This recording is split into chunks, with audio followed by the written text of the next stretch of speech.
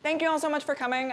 For those of you who don't know me, my name is Tatiana Homonoff, and I'm a professor in PAM. So I'm presenting joint work today with Jacob Golden, who is at Stanford Law School, and Catherine Meckel, who is at Texas A&M. So our project today is called the Nth of the Month Effect, Consumer and Retailer Response to SNAP Benefit Issuance Staggering. So a little bit of motivation. So several government programs in the US and in other countries are distributed in a monthly lump sum rather than continuously throughout the month. So that means that recipients can choose to consume all of their benefits at once or consume them with smooth consumption throughout the month. So you might imagine that for certain goods, such as food, that people might be better off if they have steady caloric consumption throughout the month, rather than one big feast on the day that they receive their benefits. But what we see in the world is that that's not always the case, that we see this spike in food consumption at the beginning of the benefit cycle. So many of these benefits are distributed on the first of the calendar month, so this is often referred to as the first of the month effect. There's lots of researchers working in this area, and they suggest that present bias preferences might be a leading explanation for why we see this type of behavior.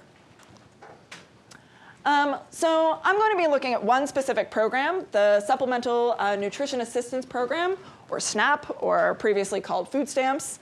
And I'm going to look at one aspect of this benefit program. So SNAP benefits, every individual receives their benefits once a month in a lump sum. But individuals may receive their benefits on different days of the month. So potentially I receive mine on the 1st of the month, Tom receives his on the 5th, Jeff receives his on the 10th, and that's a state policy, whether or not everybody receives their benefits on one day of the month or staggered throughout the month. So the USDA has recently come out in support of benefit issuance dates staggering, saying that issuing SNAP benefits on a single day or over a limited number of days instead of staggering issuance over the course of the month puts an unnecessary strain on SNAP clients and on participating retailers by causing surges in customer traffic at SNAP-authorized stores. What this project is going to do is use variation in these issuance date policies, so across different states, and then also taking advantage of some policy changes to try to address three questions. We're wondering, does SNAP benefit redemption, so when I actually redeem the benefits that I get from the federal government, does that vary with issuance date? Does total food expenditure, so not just the money that I spend on foods that's part of this, that came from the SNAP program, but my total food expenditure, does that vary with the benefit cycle? And then lastly, does it look like retailers are responding to any changes in aggregate demand? So I'm going to be using three data sets here. The first one is the benefit redemption data. So this is daily administrative data that comes from the state of Illinois, which is a state that's seen lots of different changes to its SNAP benefit issue date over the past decade.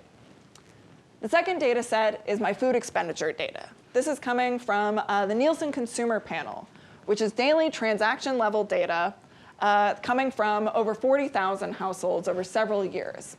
About 7% of those are SNAP eligible households. Then lastly, to answer that third question, I'm going to be using a second Nielsen data set, which is the Nielsen Retail Scanner data. So this data is sort of similar to the consumer panel data, but rather than coming from individual households scanning their goods when they get home, this is coming from the retailers themselves. So I have weekly price and expenditure data from over 35,000 retail stores. By the way, Cornell has an institutional license for both of these data sets if you are interested in working with this data. OK, so first question, does SNAP benefit redemption vary with issuance date? So I'm going to show you a set of graphs that, again, are coming from the state of Illinois. And each graph is going to show what benefit issuance patterns and benefit redemption patterns look like under different policy regimes. So this first graph shows benefit issuance and redemption in the state of Illinois during a time period when Illinois was issuing almost all of its SNAP benefits on the first of the month. So you can see that this orange bar here shows that 2/3 of SNAP benefits were issued on the first of the month during this time period. The blue line is showing us the percent of SNAP benefits that were redeemed on each calendar day. So our x-axis here is going to be the day of the calendar month. So we can see we've got a spike in benefit issuance that is followed by a spike in benefit redemption. So it looks like the SNAP recipients are redeeming their benefits very shortly after they receive them. This is a graph from March of 2010 to 2013 when Illinois changed its policy. So during this time period, the benefit issuance was staggered from the first day of the month to the 23rd day of the month. And you can see that retailer responses follows that quite closely. We don't see that same spike in benefit redemption that we did in the previous graph. There's actually several policy changes. Last one. For some reason, Illinois has changed this policy a ton. This is a graph where they then said, OK, now we're staggering too much. Let's go back to just the first 10 days of the month. And you can see again that the benefit redemption pattern is following the benefit issuance pattern.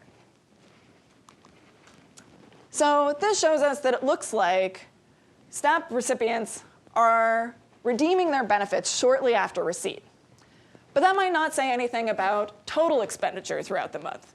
Maybe these are customers who are just redeeming their benefits at the beginning of the month, but they're still consuming the same amount of food at the end of the month. It's just money that's coming out of their own pocket. So the next question we want to ask is, does total food expenditure vary with the benefit issuance date?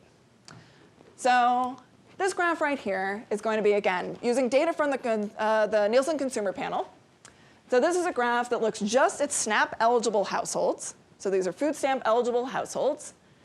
And in states that are issuing all of the SNAP benefits within the first week of the calendar month. The way to interpret what's in this graph here, again, on the x-axis, we have the day of the calendar month. And each data point here is going to be the percent difference in daily expenditure relative to expenditure on the first day of the month.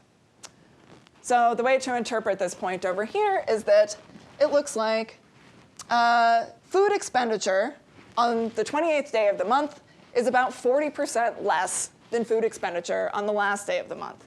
So it looks like even when we're looking at total food expenditure, it doesn't look like these consumers are smoothing their consumption of food throughout the month. They're spending much more money at the beginning of the month than at the end of the month. So what we wanted to ask was, does it look like if benefit issuance date is staggered, do we still see this type of pattern? So that's what this next graph is. This is, again, still only for SNAP-eligible households, but these are in states that issue their SNAP benefits over 15 days within the calendar month. And you can see that we don't have that same spike in demand at the beginning of the month anymore. We have relatively smooth food consumption. Again, this is in the aggregate, not within an individual household, but in the aggregate we see that consumption is rather flat throughout the calendar month. So then lastly, we want to ask, does it look like retailers are responding in states that have their benefit issued all within the first week of the month? So we see this spike in aggregate demand in low-income neighborhoods at the beginning of the month. Does it look like retailers are responding with a different pricing strategy? So previous research has shown, yes, that it looks like in low-income neighborhoods, in states where everybody is receiving their benefits on one day of the month, on the first day of the month, that it looks like prices are about 3% lower on in the last week of the month compared to the first week of the month, suggesting that some of the incidents of these SNAP benefits are actually going to the retailers rather than to the recipients. So retailers are actually making a bit of a profit based on this exogenous increase in demand that's a result of the timing of these benefits. So this is actually the question that really motivated the start of this program, thinking about, well, could staggering issuance dates actually take care of this problem? If we see flat aggregate demand in states where benefit issuance dates are staggered, does it look like retailers can no longer take advantage of a shock to demand because there actually isn't one? So our results so far, this is again very much work in progress, is that we're finding different results from this previous literature. In grocery stores, which is where people are spending most of their money on food, we actually see incredibly flat prices. So these are estimates of zero, but they're incredibly precise zeros too. We have a lot of data. And it looks like they're mostly just flat throughout the month. Where we see some cyclical pricing is actually mostly in drugstores and mass merchandiser stores. So we're sort of digging into why might that be the case. Is this that drugstores have a different pricing strategy? Is it because drugstores are maybe maybe targeting low-income households for the purchase of food goods. That's something that we're looking into now. And it looks like we're finding statistically significant, yet economically fairly insignificant effects of switching from a policy where everybody gets their benefits on the first of the month to a policy where benefit issuance date is staggered throughout the month.